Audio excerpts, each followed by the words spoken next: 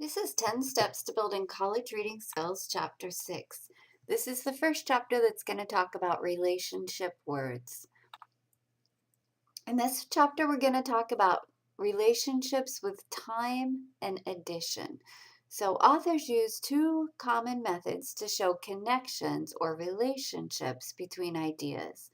The two methods are transitions and patterns of organization.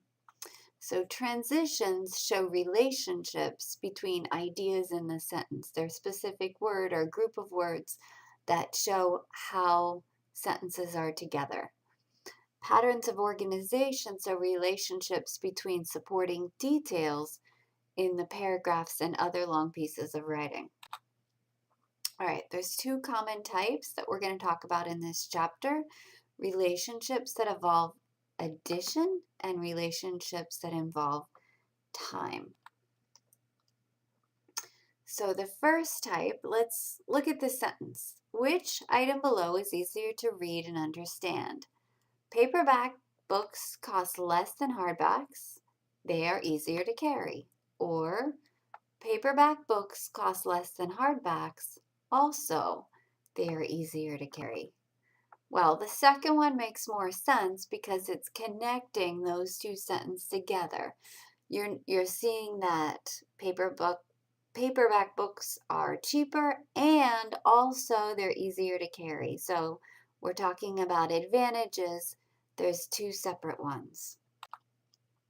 So transitions are words or phrases like also that show a relationship between ideas. So the bridge carrying the reader across from one idea to the next.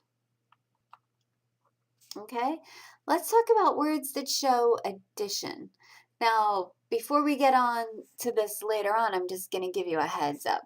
When it's talking about addition, it's saying that you're giving extra ideas. You're starting out with one way, and here's a second way, here's a third way, or one method to do something, or one reason, a second reason, a third reason to do something.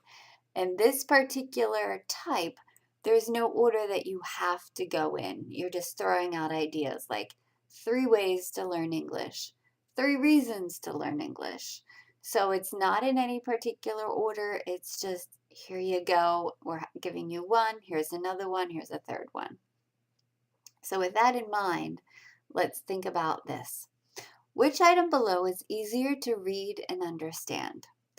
Climbing stairs is good exercise for your muscles. It burns a lot of calories. Or the second one, climbing stairs is good exercise for your muscles. In addition, it burns a lot of calories. Which one is better? The second one. Why? Because it gives you the words in addition and help make the relationship between the two sentences clear. So now what the author is doing is giving two benefits of climbing stairs. It doesn't have to be one benefit is more important than the other. They don't have to come in a specific order. They're just adding. Here's one, here's the second one. Okay, here's the list of addition words. Some time words are also here, but in this time we're just going to talk about how they're addition words. They tell us that the writers are adding to their thoughts.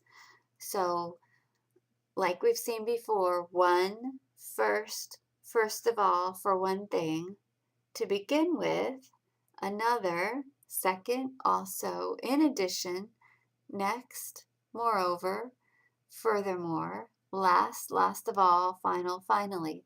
We've seen these before when they're talking about your major supporting details.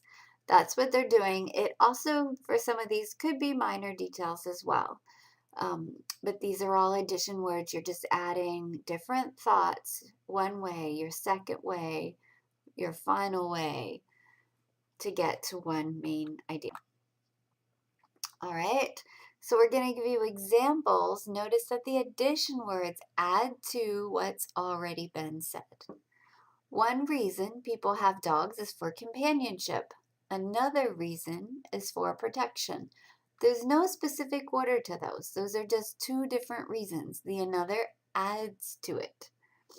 The human body has 6 pounds of skin. Furthermore, it contains 60,000 miles of blood vessels. The second one is just adding on to it.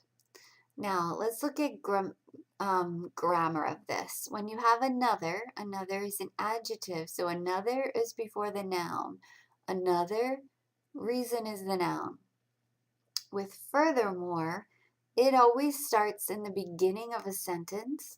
So furthermore, comma, and then it has a complete sentence afterwards. So you're having one thought, period, or potentially a semicolon. Furthermore, comma, and then a complete sentence after that. You cannot have a fragment or just a noun. It has to be a complete sentence. Okay, now we're going to switch over to talk about time. Now, we'll hit this again in a second, but I want to go ahead and explain this a little bit more. Time words have to go in a specific order. You have to do one thing before you do the second thing.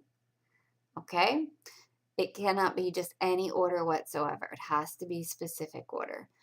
I had blood work done. I went to the doctor. I had blood work done. Then I went to the doctor. Which one's easier? The second one, again, is easier because you're saying then makes you know what you did next.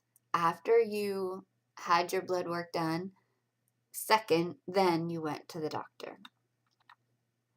Okay, so like I said, some of these time words are the same as what we saw for the addition words, but time words tell us when something happened in relation to something else.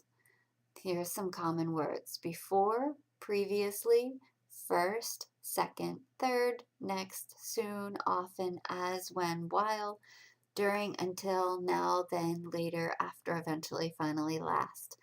These are not so hard. The hard part of this is actually using all of these words correctly because they are all different parts of speech. So, for example, before could be a preposition or before could be a conjunction.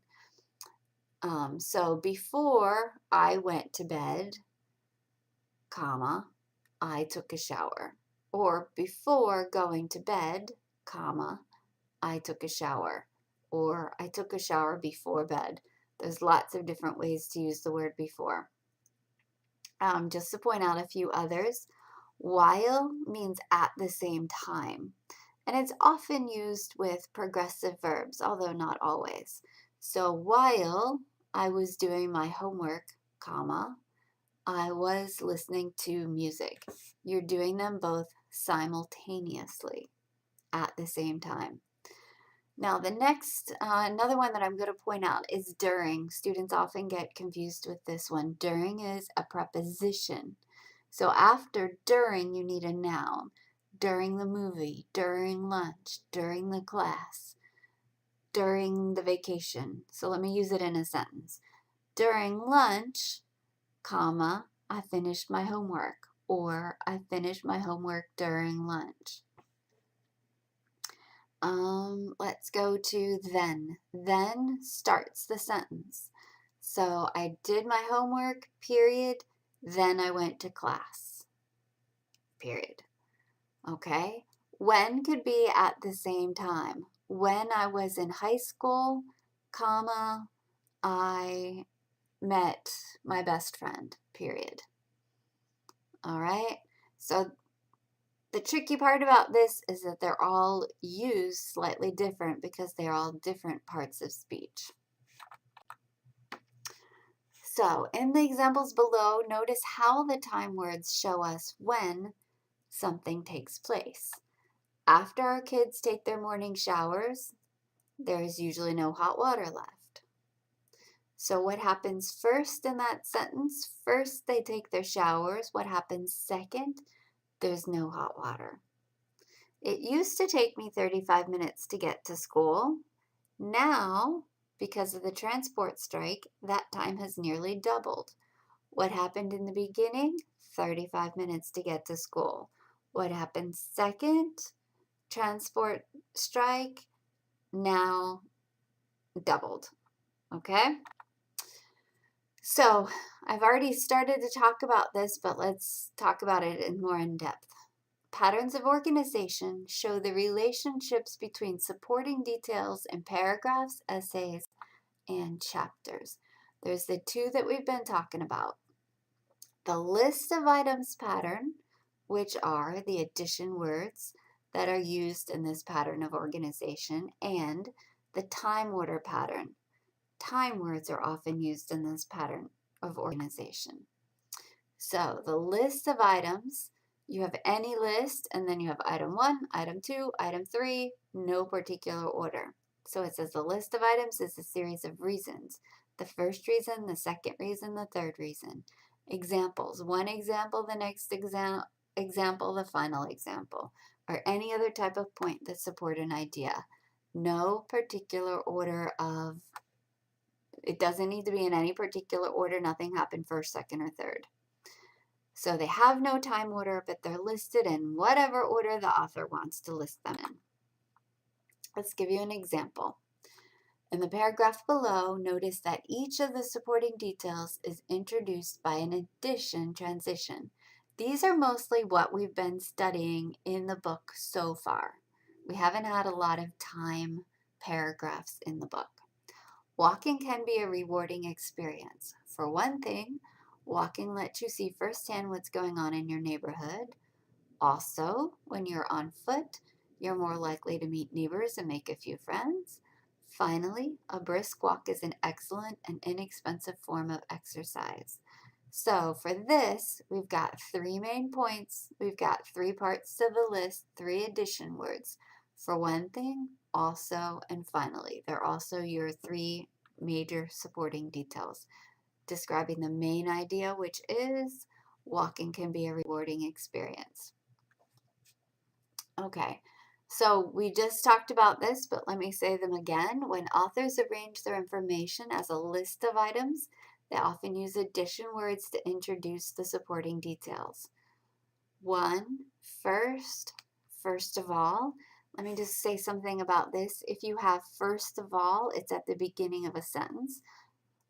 There's 3 reasons I wanted to come to Nova, period. First of all, comma, blah, blah, blah, and then you have a complete sentence after first of all. You also have a complete sentence after for one thing, comma, sentence. To begin with, comma, sentence. In addition, comma, sentence. Last of all, comma, sentence. Finally, comma, sentence. So many of these come at the very beginning, and then they have a comma, and then they have a complete sentence after them. All right. So let's look at this one, and let's find all the addition words that are in this paragraph. A number of different theories attempt to explain crime. Now, if we remember a number of theories, that's going to be your clue word. That's the main idea. One theory says that crime is caused by biology. This explanation says that people inherit the tendency to commit crime much as they inherit eye color. Another theory suggests that crime is caused by psychological factors. According to this view, anger caused in childhood by such painful events as abuse and neglect drives people to commit crimes. All right, can we find the 2 addition words that are used in this to show us our 2 major supporting details? They are one theory and then another theory.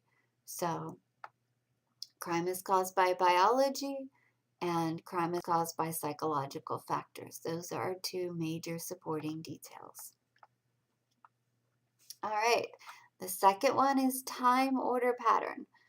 Authors usually present events in the order in which they happen, and the results in a pattern of organization is known as time order. It's important to remember that this has to go in a specific order, like cooking, like history, like how you do something if you're giving directions to get somewhere or directions on how to do something. They have to go in a specific order. They can't just be any order that I want to put them in.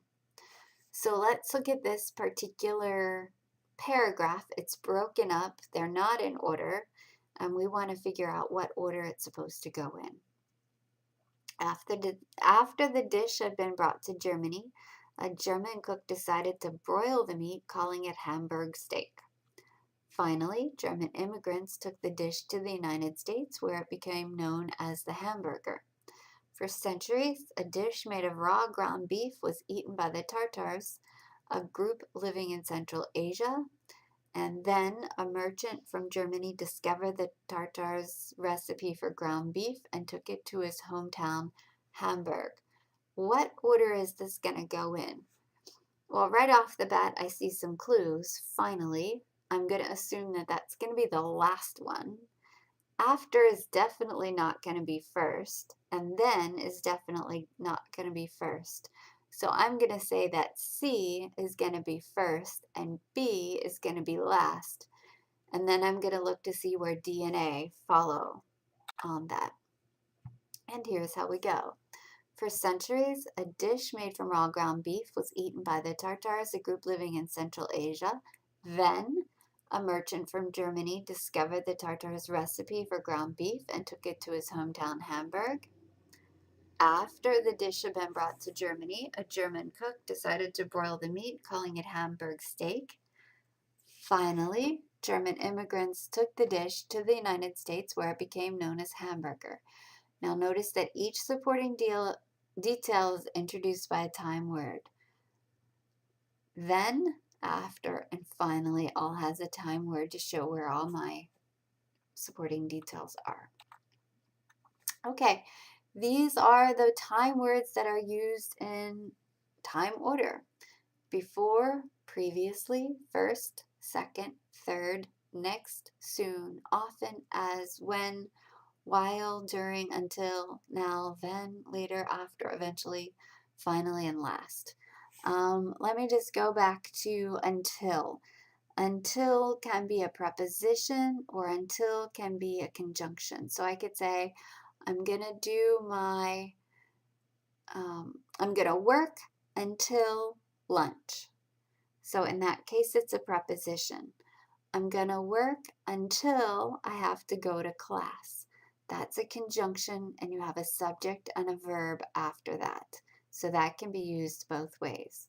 Remember, during is a preposition, during lunch, during class. Okay, there we go. So two of the most common kinds of time order are a series of events or stages and a series of steps. So if you're talking about stages of how something happened or how you have to do things, that could be one. Events, first we're going to do this, and then we're going to do this, and then we're going to do this. So for example, if you're going to go on vacation, first you're going to buy your ticket, then you're going to get on the airplane, then you're going to pick up your rental car, then you're going to check into your hotel, and then you're going to do all the fun stuff on your vacation. They have to go in that order. You can't say, I went swimming in Florida before you say, I got on the airplane to get to Florida. And number two is the series of steps. So for example, if you're teaching somebody how to cook, you have to say you put water in the pot before you can boil whatever's in the pot. All right. So if it's the series of events or stages, here is the first sentence of a paragraph organized as a series of events. 3 important events led to the outbreak of World War I. We're talking history. We're talking about what came first, what came second, what came third. You can't get them out of order because in history, they came in that specific order. Here's the first sentence of a paragraph organized as a series of stages. Very young children in a hospital often go through 3 separate stages of separation anxiety. And it's talking about children do this first, children do this second, children do this third. They have to go in a specific order. You can't just mix and match all the different stages and put them in any order you want to. Think about growing up. First you're a baby, then you're a toddler, then you're a child, then you're a teenager, then you're a young adult, then you're an adult. It goes in that specific order. You don't have baby coming after teenager. So here's another one. It's the first sentence of a paragraph organized as a series of steps. To study a textbook effectively, follow a few helpful steps. Now, the word steps is a clue that it has to go in a specific order. You can't just say, well, you could do this, or you could do this, or you could do this. You're telling what to do in what specific order, first, second, third. So this chapter was a little tricky, I think. It talked about addition relationships where you're adding on things, no particular order necessary. And then we talked about time relationships where it absolutely has to go in the specific order. They have to keep it in that particular order. All right, thank you.